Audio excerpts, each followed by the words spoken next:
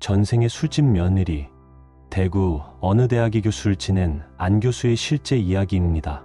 안 교수는 본래 만석군의 딸로서 서울의 모대학을 졸업한 뒤 세계 일주까지 하고 귀국하여 결혼을 하였지만 신혼의 단꿈이 채 가시기도 전에 6.25 사변이 발발하여 남편은 납북되고 말았습니다.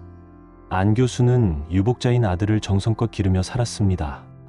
아들은 그야말로 수재여서 대구 경북중학교를 우수한 성적으로 졸업한 뒤 경기고등학교에 입학했습니다. 그러나 착하고 공부 잘하는 외아들만이 유일한 정신적 의지처였던 안 교수에게 어느 날 날벼락의 급보가 날아들었습니다.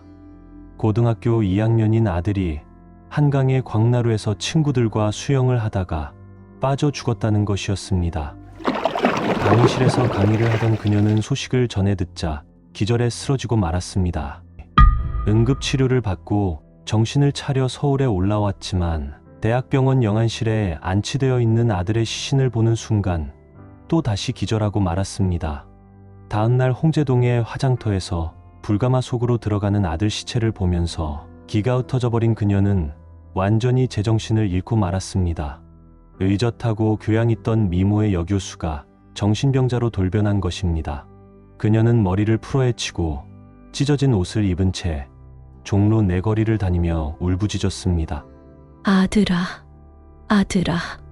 그 증상이 너무나 심하자 집안 식구들은 청량리 정신병원으로 보낼 수밖에 없다는 결정을 내렸습니다. 그리고 순순히 가지 않는 그녀의 온몸을 끈으로 묶어 병원 지하실에 있는 중환자실에 입원을 시켰습니다. 그러나 안 교수의 정신은 돌아오지 않았습니다. 오히려 처음 얼마 동안은 아들을 부르면서 벽에다 머리를 찧어 온몸이 피투성이가 되는가 하면 손톱으로 얼굴을 쥐어뜯고 비명을 질렀습니다. 그야말로 자식에 대한 애착이 안 교수를 폐인으로 만들어 버렸던 것입니다.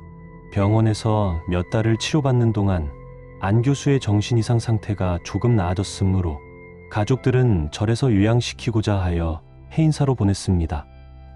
그때의 그녀는 아주 멍청이가 되어 있었습니다. 앉아있으라면 하루 종일 앉아있고 서있으라면 하루 종일 꼼짝하지 않고 그 자리에 서있을 뿐 옆에 사람이 지나가도 돌아보지 조차 않는 것이었습니다. 그러나 날이 갈수록 이 증상도 조금씩 나아졌습니다. 앉아있다가도 사람이 오면 일어서고 앞으로 사람이 지나가면 뚫어지도록 무섭게 쳐다보다가 그 사람의 자취가 멀리 사라져서야 비로소 눈길을 다른 데로 돌리곤 했습니다. 이렇게 또 얼마가 지나자 이제는 사람이 앞에 오면 인사를 할 줄도 알고 고개를 끄덕이기도 하였으며 차츰 스님들과 한두 마디의 대화를 시작하더니 말이 늘어나서 세계 일주를 하며 보고 들은 이야기를 비롯하여 여러 가지 사실을 이야기하는 것이었습니다. 그녀는 강의를 많이 하였던 때문인지 말도 아주 잘하였고 듣기도 잘했습니다. 이때부터 스님들은 인과에 관한 이야기를 많이 들려주었습니다. 전생과 금생과 내생이 다 인과업보로 연결되어 있기 때문에 전생에 지은 대로 금생에 받고 금생에 짓는 대로 내생에 받는다는 이야기며 불경 속에 개송이나 설화도 많이 들려주었습니다. 이 세상의 형상으로 있는 바 모든 존재는 모두 다 변하고 생멸에 없어지는 허망한 것이니 만일 모든 형상이 실다운 존재 아닌 줄로 보면 그때에 곧 열애를 보리라. 이와 같은 개송을 읽어주고 설명해주면 곧잘 알아듣고 외웠습니다. 그리고 우리의 육신은 생로병사가 있는 허망한 것이지만 우리의 마음자리는 전생에서 금생으로 다시 내생에 이르기까지 영원히 죽지 않는 불성이라는 이야기를 해주었습니다. 처음에는 무슨 소리인지 잘 못 알아듣는 것 같았는데 불교에 인연이 있는 분이어서인지 점차 귀가 열리고 인과를 믿는 것 같았습니다. 어느 날 스님들로부터 인과 이야기를 듣고 있던 안 교수는 갑자기 무릎을 치면서 알 수 없는 말을 했습니다.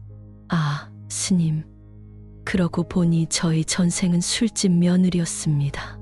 스님들은 이분의 정신이 또 이상해지는 것이 아닌가 걱정하면서 동정을 살피는데 이번에는 치마를 걷어올리고 버선을 벗어버리는 것이었습니다.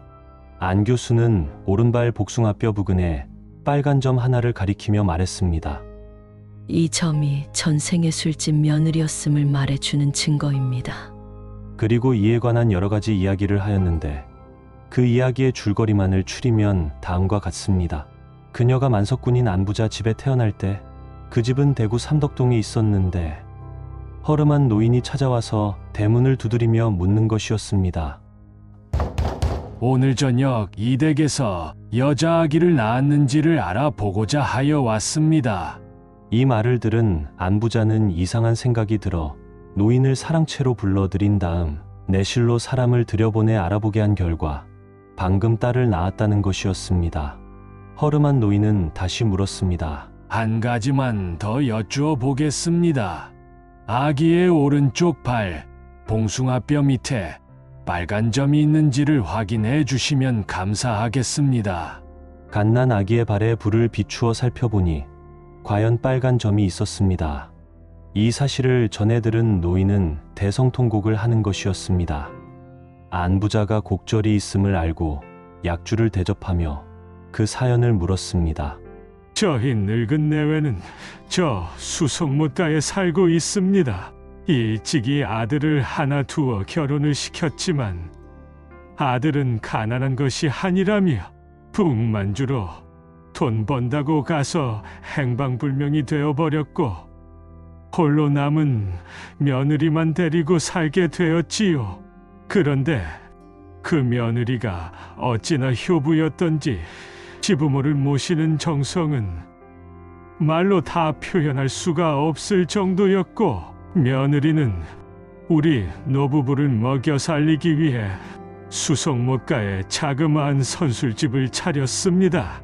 술을 받아다가는 찬물을 타서 마을 사람들한테 팔아 우리 부부를 지극정성으로 봉양하였지요.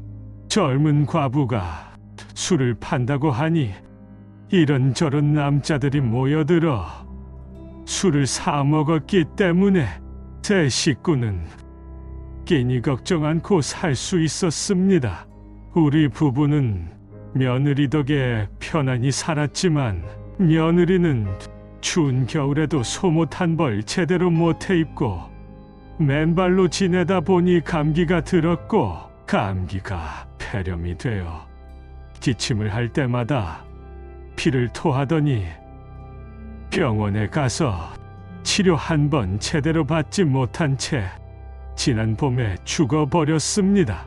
며느리가 죽고 난 뒤에 저희 늙은 내외는 눈물로 세월을 보내며 불쌍하게 죽은 며느리 생각을 한시도 놓지 못하였는데 어제 저녁 꿈에 며느리가 나타나 절을 하면서 말했습니다. 아버님, 어머님, 불효한 저를 용서하십시오. 저는 오늘 산 너머 부잣집에 태어납니다.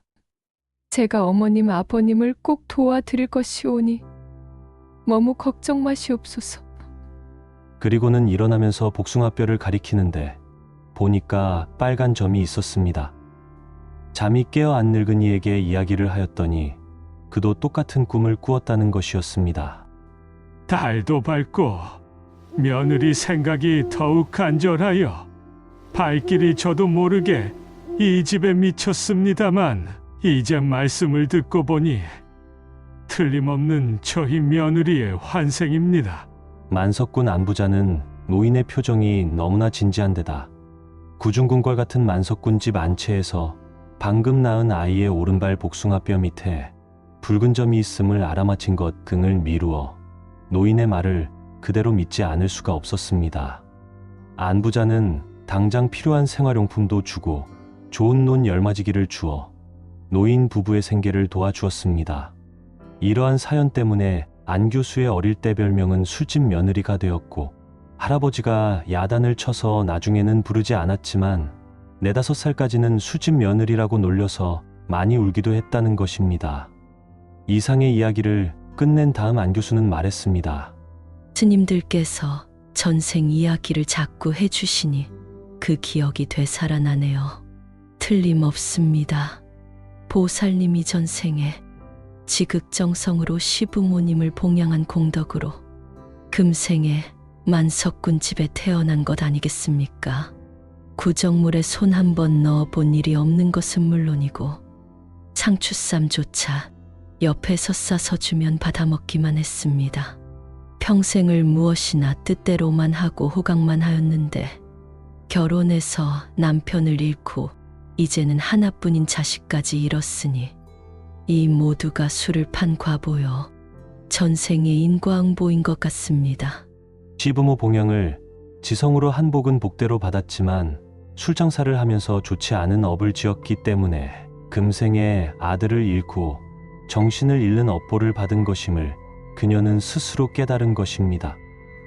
이와 같은 자신의 인과응보를 분명히 깨달은 안 교수는 완전히 정상인으로 돌아와 현재 매우 의미 깊은 사회활동을 하고 있습니다. 이 이야기는 단지 한 여인의 비극이 아닙니다. 그것은 우리가 어떤 마음으로 살아왔는가, 그 마음이 어떤 세월로 이어지는가를 보여주는 한편의 업보경입니다. 술집 며느리로서 시부모를 지극히 모신 그녀는 그 공덕으로 만석군 집의 귀한 딸로 태어났습니다. 그러나 동시에 술에 물을 타서 판 잘못된 업보로 인해 금생에는 남편과 자식을 잃는 참혹한 고통을 겪었습니다. 복과 화는 멀리 있지 않습니다. 하루의 말 한마디, 마음 한순간, 행동 하나가 다음 생의 얼굴을 만들고 운명을 짓습니다. 업은 지워지지 않지만 바꿀 수는 있습니다. 그것이 참회의 힘이며 깨달음의 시작입니다. 합장합니다.